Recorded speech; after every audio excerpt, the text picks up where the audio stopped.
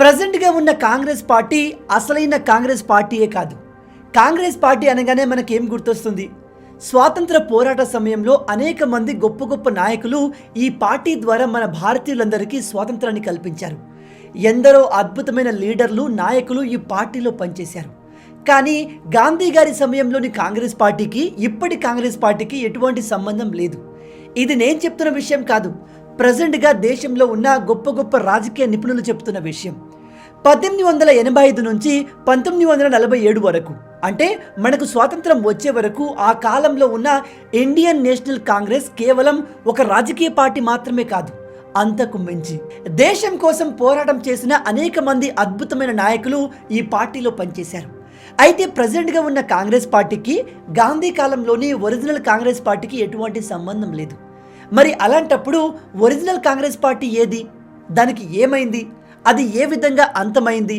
ఇలాంటి అనేక విషయాల్ని మనం ఈ వీడియోలో డీటెయిల్గా తెలుసుకోబోతున్నాం. గైస్, ఈ వీడియోలో నేను మీకు కాంగ్రెస్ పార్టీ యొక్క కంప్లీట్ హిస్టరీ చెప్పబోతున్నాను.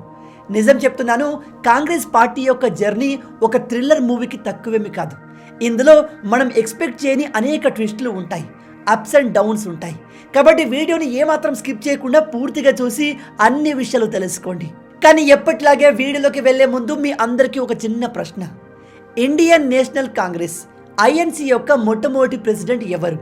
Number 1 Jawaharlal Nehru, number 2 Mohan Das Karamchand Gandhi, number 3 యోమేష్ చంద్ర బెనర్జీ, నెంబర్ 4 అనీ బెసెంట్. మీ ఆన్సర్ని కింద కామెంట్లో చెప్పండి. చూద్దాం మీలో ఎంతమంది కరెక్ట్గా ఆన్సర్ చెప్తారు అనేది. దీనికి రైట్ ఆన్సర్ నేను వీడియో ఎండ్లో చెప్తాను. కాబట్టి వీడియోని ఏమాత్రం స్కిప్ చేయకుండా పూర్తిగా చూసి అన్ని విషయాలు తెలుసుకోండి.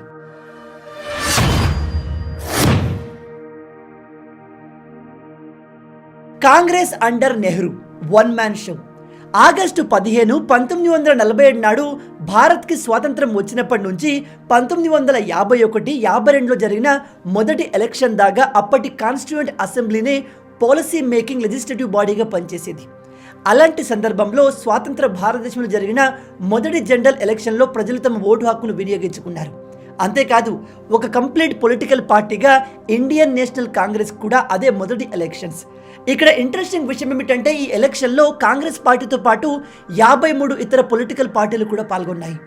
వీటిలో దాదాపు 14 నేషనల్ పార్టీస్ ఉన్నాయి. అయితే ఎలక్షన్లో ఎన్ని పార్టీలు పార్టిసిపేట్ చేసినా ఆ ఎన్నికల ఫలితాల్లో ప్రజలు కోరుకున్న పార్టీయే విజయం సాధించింది. స్వాతంత్ర భారతదేశంలో జరిగిన మొట్టమొదటి ఎన్నికల్లో కాంగ్రెస్ పార్టీ మొత్తం 489 సీట్లకు గాను 364 సీట్లు గెలిచి తన ఆధిపత్యాన్ని ఎస్టాబ్లిష్ చేసుకుంది. కేవలం అంతేకాదు, అదే సమయంలో జరిగిన స్టేట్ ఎలక్షన్లో కూడా దేశంలోని అన్ని రాష్ట్రాల్లో కాంగ్రెస్ పార్టీయే గెలిచింది. ఇక అప్పటి నుంచి కాంగ్రెస్ పార్టీ యొక్క అసలైన రాజకీయ ప్రయాణం మొదలైంది. అయితే మొదటి ఎలక్షన్ తర్వాత జవహర్లాల్ నెహ్రూ గారు దేశానికి పీఎం అయినప్పుడు కాంగ్రెస్ పార్టీ పగ్గాలు అతని చేతుల్లోనే ఉండేవి. నెహ్రూ గారు 1951 నుంచి 1954 వరకు కాంగ్రెస్కి ప్రెసిడెంట్గా ఉన్నారు. 1951 నుంచి 1964లో, అంటే అతని అకాల మరణం దాకా దేశంలో ఎక్కడ చూసినా కాంగ్రెస్ ఆధిపత్యమే కనిపించేది. ఆ సమయంలో నెహ్రూ గారికి విపరీతమైన ఫాలోయింగ్ ఉండేది. దాంతో ఆయన నేషనల్ ఎలక్షన్స్లో అయినా స్టేట్ ఎలక్షన్లో అయినా ప్రత్యర్థులను సునాయాసంగా ఓడించేవారు.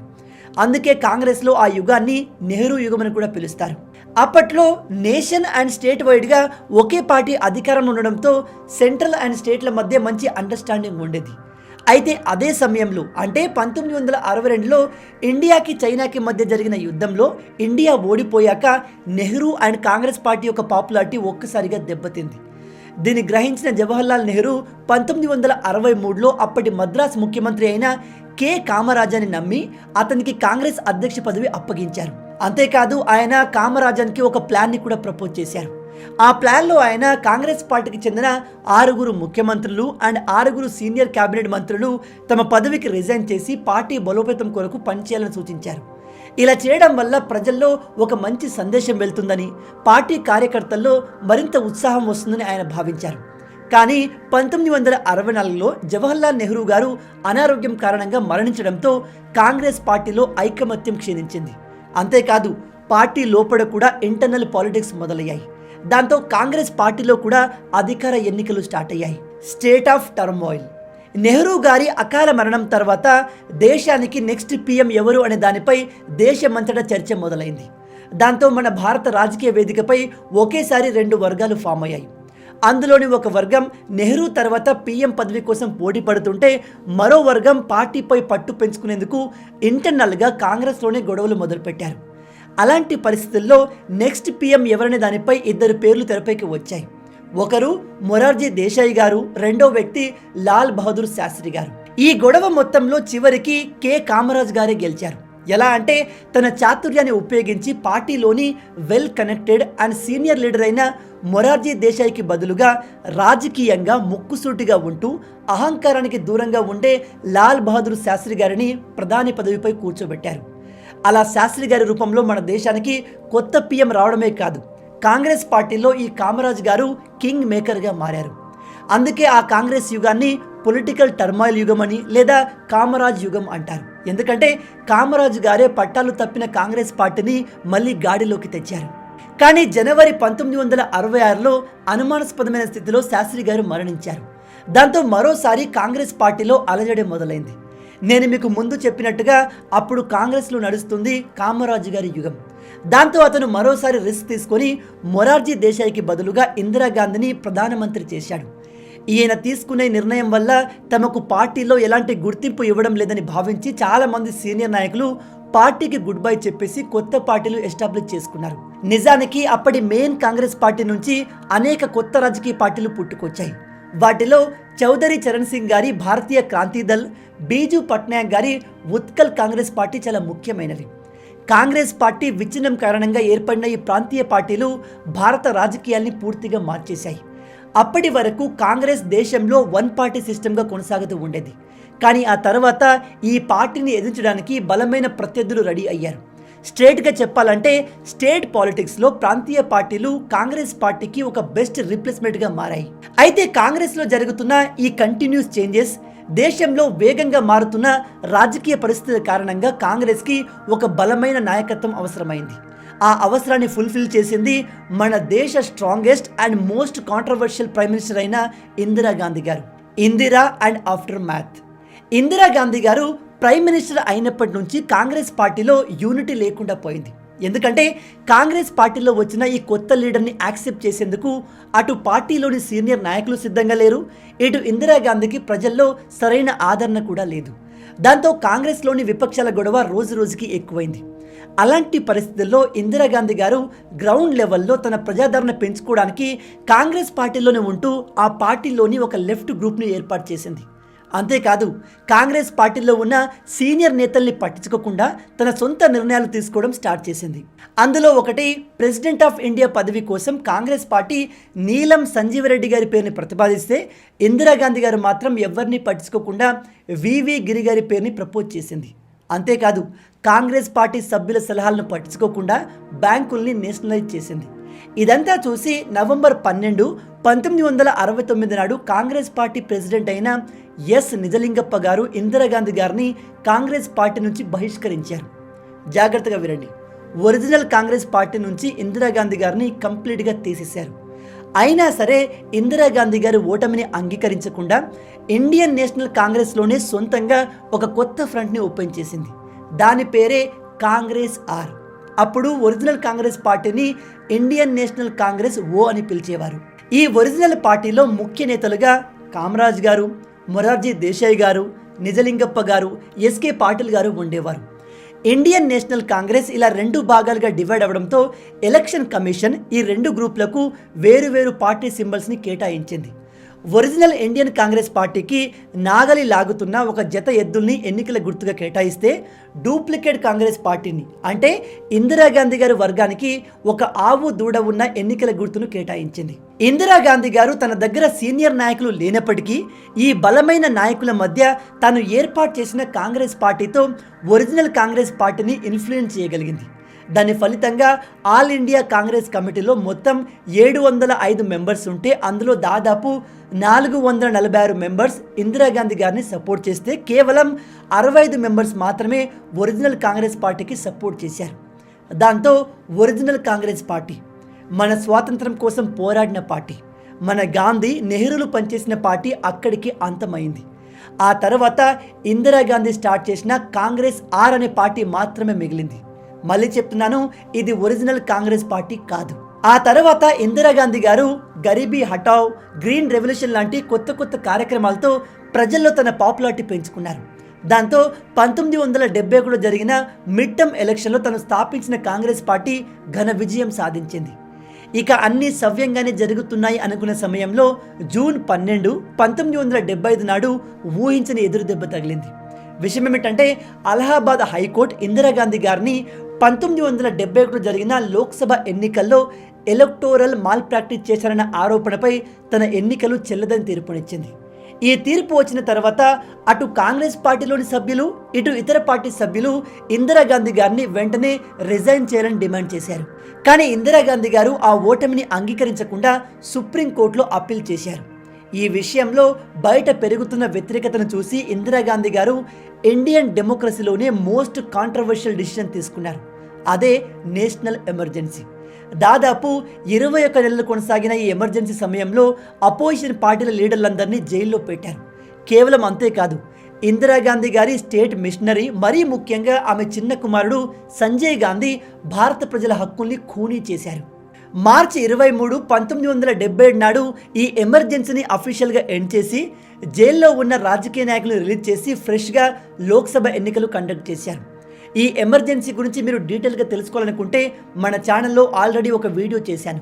దాని లింక్ కింద డిస్క్రిప్షన్లో అలాగే కమెంట్లో పిన్ చేస్తాను. చూడని వాళ్ళు చూడండి. అందులో మీకు చాలా షాకింగ్ అండ్ ఇంట్రెస్టింగ్ విషయాలు తెలుస్తాయి. 1977 ఎలక్షన్లో ఇందిరాగాంధీకి అపోజిషన్గా ఏర్పడ్డ జనతా పార్టీ ఘన విజయం సాధించింది. కేవలం అంతేకాదు, ఇందిరాగాంధీ గారు తన లోక్సభ స్థానంలో కూడా ఘోరంగా ఓటమి పాలయ్యారు. అప్పుడు అందరూ ఈ కాంగ్రెస్ అనే డూప్లికేట్ పార్టీ పడైపోయింది అనుకున్నారు. కానీ జనవరి 1978 నాడు ఇందిరాగాంధీ గారు తనను సపోర్ట్ చేసే నాయకులతో ఈ కొత్త కాంగ్రెస్ పార్టీ నుంచి కూడా విడిపోయి మరో అపోజిషన్ పార్టీని పెట్టారు. ఆ పార్టీ పేరే కాంగ్రెస్ ఐ. ఇక్కడ ఐ అంటే ఇండియా అనుకునేరు, ఐ అంటే ఇందిరా అని. జాగ్రత్తగా వినండి, మొత్తం 3 కాంగ్రెస్ పార్టీలు ఏర్పడ్డాయి. ఒకటి కాంగ్రెస్ ఓ అంటే ఒరిజినల్ కాంగ్రెస్ పార్టీ, గాంధీ నెహ్రూ గారి సమయంలోనిది. రెండవది కాంగ్రెస్ ఆర్, ఇందిరాగాంధీ గారు స్టార్ట్ చేసిన మొదటి కాంగ్రెస్ పార్టీ. ఇప్పుడు కాంగ్రెస్ ఐ. జనతా ప్రభుత్వం పడిపోయిన తర్వాత 1980లో కండక్ట్ చేసిన జనరల్ ఎలక్షన్లో ఇందిరాగాంధీ గారి బ్రాండ్ న్యూ కాంగ్రెస్ ఐ అనే పార్టీ ఘన విజయం సాధించింది. దాంతో ఇందిరాగాంధీ గారు మరోసారి ప్రధానమంత్రి అయ్యారు.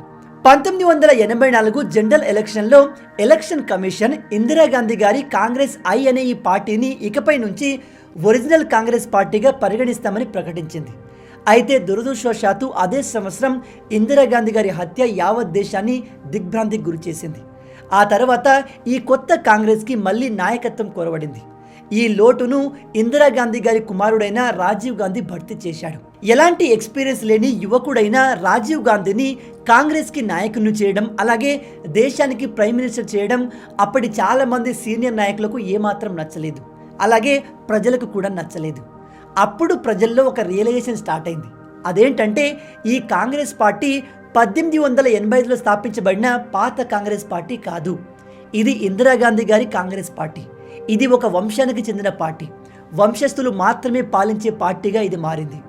ఈ విధంగా ప్రజల్లో ఈ పార్టీ పైన నెగిటివిటీ ఉన్నా కూడా ఇందిరాగాంధీ గారి హత్యతో దేశ ప్రజలు ఈ కొత్త పార్టీని, కొత్త నాయకుడైన రాజీవ్ గాంధీని ప్రజలందరూ బాగా ఆదరించారు. దాంతో ఇకపై కాంగ్రెస్ భవిష్యత్తు మునుపటి కంటే అద్భుతంగా ఉంటుంది అనుకున్నారు. కానీ అప్పటి నుంచే కాంగ్రెస్కి సమస్యలు మొదలయ్యాయి. మిడ్ 1980s రావడంతోనే భారతదేశంలో రాజకీయాలు పూర్తిగా మారిపోయాయి. కాంగ్రెస్ పార్టీ నుంచి విడిపోయిన అనేక పార్టీలు ఇప్పుడు చాలా స్ట్రాంగ్గా తయారయ్యాయి. అంతేకాదు, emergency, JP Andolan, Janata government కారణంగా దేశంలో రోజుకో కొత్త పార్టీలు ఆవిర్భవించాయి. అది నేషనల్ పాలిటిక్స్ అయినా, స్టేట్ ఎలక్షన్స్ అయినా ప్రతి చోట కాంగ్రెస్కి గట్టి పోటీ ఎదురయ్యింది. అయితే ఆ సమయంలో కాంగ్రెస్కి గట్టి అపోజిషన్ ఏదైనా ఉంది అంటే అది జనతాదళ్ పార్టీయే. దీన్ని Janata party, Lok Dal, Jan Morcha, Indian national Congress పార్టీలు కలిసి ఏర్పాటు చేశాయి. ఈ జనతాదళ్ పార్టీ కాంగ్రెస్ పార్టీని ఒంటరిగా ఎదిరించలేదు, కానీ చాలాసార్లు ఇతర పార్టీల సపోర్ట్తో కాంగ్రెస్ని ఓడించింది. ఆ తర్వాత 1989 నుంచి 1999 వరకు మన దేశం అనేక మంది ప్రధానమంత్రులను చూసింది. ఇదిలా ఉండగా కాంగ్రెస్ భవిష్యత్తుని బాగా అర్థం చేసుకున్న రాజీవ్ గాంధీ గారు 1992లో హత్య చేయబడ్డారు. ఇది కాంగ్రెస్ పార్టీ మొత్తానికి అతిపెద్ద లాస్. ఆ తర్వాత కాంగ్రెస్ నాయకత్వం పలు చేతులు మారింది అండ్ అక్కడి నుంచి ఇప్పుడు ఉన్న కాంగ్రెస్ పతనం మొదలైంది. అండ్ అప్పటికే భారతదేశంలో బీజేపీ రూపంలో ఒక కొత్త అతిపెద్ద పార్టీ ఆవిర్భవించింది. 1996లో ఇందిరాగాంధీ గారు స్టార్ట్ చేసిన ఈ కాంగ్రెస్ పార్టీ పేరుని మళ్ళీ ఇండియన్ నేషనల్ కాంగ్రెస్గా మార్చారు. అంటే ఒరిజినల్ కాంగ్రెస్ పార్టీ పేరు పెట్టుకున్నారు. ఇక్కడ మీరు బాగా గుర్తించాలి, ఒరిజినల్ కాంగ్రెస్ పార్టీ పేరు పెట్టుకున్నారు, కానీ ఈ పార్టీ ఒరిజినల్ కాంగ్రెస్ పార్టీ కాదు. ఇక ఇప్పుడు కాంగ్రెస్ పార్టీ యొక్క కరెంట్ ఫేజ్ గురించి తెలుసుకుందాం. The downfall. మిడ్ 90s నుంచే దేశంలో కాంగ్రెస్ ఆధిపత్యం పతనం అవ్వడం స్టార్ట్ అయింది. పార్టీకి ఒక బలమైన నాయకుడు లేకపోవడం, తాము అధికారంలో ఉన్నప్పుడు ఘోరమైన కుంభకోణాలు చేయడం, మరీ ముఖ్యంగా ప్రత్యర్థుల్ని సరిగా ఢీకొట్టకపోవడం కాంగ్రెస్ని మరింత బలహీనపరిచాయి. ఆ తర్వాత 1998లో రాజీవ్ గాంధీ గారి సతీమణి అయిన సోనియా గాంధీ గారిని, ఈమెది మన దేశం కాకపోయినప్పటికీ, ఆమెకు మన రాజ్యాంగం గురించి ఏమీ తెలియనప్పటికీ తీసుకొచ్చి కాంగ్రెస్ అధ్యక్షురాలిని చేశారు. దాంతో ఆ పార్టీపై ఇదొక కుటుంబ పాలన పార్టీ అనే ముద్ర పడింది. ఇక అప్పటి నుంచి ఇప్పటి వరకు కాంగ్రెస్ పార్టీ పగ్గాలు సోనియా గాంధీ గారి చేతుల్లోనే ఉన్నాయి. అయితే ఇక్కడ మీరంతా గుర్తుంచుకోవాల్సిన విషయం ఏమిటంటే, ప్రస్తుతం ఉన్న ఈ పార్టీ 1885లో స్థాపించబడిన ఒరిజినల్ కాంగ్రెస్ పార్టీ కాదు. ఇది ఇందిరాగాంధీ చేత ఏర్పడ్డ కాంగ్రెస్ అనే పార్టీ. అంతేకాదు, ఇందిరాగాంధీ తర్వాత ఈ పార్టీ మొత్తం కూడా ఒకే కుటుంబం చుట్టూ తిరుగుతుంది. అందుకే నేడు ఈ పార్టీ సర్వైవ్ అవ్వడానికి బాగా స్ట్రగుల్ అవుతుంది. గడిచిన 2 దశాబ్దాల్లో నేషనల్ లెవెల్ పాలిటిక్స్లో ఎంట్రీ ఇచ్చిన బీజేపీ తర్వాత ఏర్పడ్డ అనేక ప్రాంతీయ పార్టీలు కాంగ్రెస్ నుంచి అధికారాన్ని లాక్కున్నాయి. అయితే ఈ కాంగ్రెస్ పార్టీలో 2.5 దశాబ్దాల ముందు ఉన్న ప్రాబ్లమే ఇప్పుడు ఉంది. అదే సరైన నాయకుడు లేకపోవడం, అలాగే కుటుంబ పాలన కూడా. దాని కారణంగా కేవలం ప్రజలే కాదు, పార్టీల్లో ఉన్న అనేక మంది నాయకులు సైతం కాంగ్రెస్ పార్టీని వదిలి వెళ్తున్నారు. నా ఒపీనియన్ ప్రకారం అయితే కాంగ్రెస్లో మంచి నాయకులకు కొదువే లేదు. కానీ కాంగ్రెస్ పార్టీ మొత్తాన్ని తమ ఆధీనంలో పెట్టుకున్న ఒక కుటుంబం వేరే వాళ్ళకు అవకాశం ఇవ్వట్లేదు. దీని గురించి మీరేమంటారు? ప్రజెంట్గా ఉన్న కాంగ్రెస్ పార్టీ మన స్వాతంత్రం కోసం పోరాడిన ఒరిజినల్ కాంగ్రెస్ పార్టీ కాదని మీలో ఎంతమంది కొత్తగా తెలుసుకున్నారు? కింద కామెంట్లు చెప్పండి. ఇక నేను మిమ్మల్ని మొదట్లో అడిగిన ప్రశ్నకు సమాధానం విషయానికి వస్తే, ఇండియన్ నేషనల్ కాంగ్రెస్ యొక్క మొట్టమొదటి ప్రెసిడెంట్ ఎవరు? దీనికి రైట్ ఆన్సర్ ఆప్షన్ 3, యోమేష్ చంద్ర బెనర్జీ. మీలో ఎంతమంది దీన్ని కరెక్ట్గా ఆన్సర్ చేయగలిగారు? హానెస్ట్గా కింద కామెంట్లో చెప్పండి. మొత్తంగా ఇవే ఈ వీడియోకు సంబంధించిన పూర్తి విషయాలు. ఈ వీడియో మీకు నచ్చింది అనుకుంటున్నాను. నచ్చితే అలా ఊరికే చూసి వెళ్ళిపోకుండా వీడియోని లైక్ చేయండి. ఈ వీడియోకి నేను మీకు ఇచ్చే లైక్స్ టార్గెట్ 5000 లైక్స్. చాలా ఈజీ, సింపుల్గా చేసేయండి. మీరు కొట్టే లైక్స్కి కింద ఉన్న లైక్ బటన్ పగిలిపోవాలి. అలాగే ఇలాంటి మరిన్ని ఇంట్రెస్టింగ్ వీడియోస్ కోసం మన ఛానల్ని సబ్స్క్రైబ్ చేసి మమ్మల్ని సపోర్ట్ చేయొచ్చు కదా. ఇది మీకు కంప్లీట్లీ ఫ్రీయే, కానీ మీరు చేసే ప్రతి ఒక్క లైక్ అండ్ సబ్స్క్రిప్షన్ మాకు మరిన్ని వీడియోస్ చేయడానికి ఒక మోటివేషన్లా ఉంటుంది. కాబట్టి వీడియోని లైక్ చేసి ఛానల్ని సబ్స్క్రైబ్ చేయడం మర్చిపోవద్దు. రాబోయే వీడియోలో ఇంకో ఇంట్రెస్టింగ్ టాపిక్తో మళ్ళీ కలుద్దాం. అంటిల్ దెన్, జై హింద్.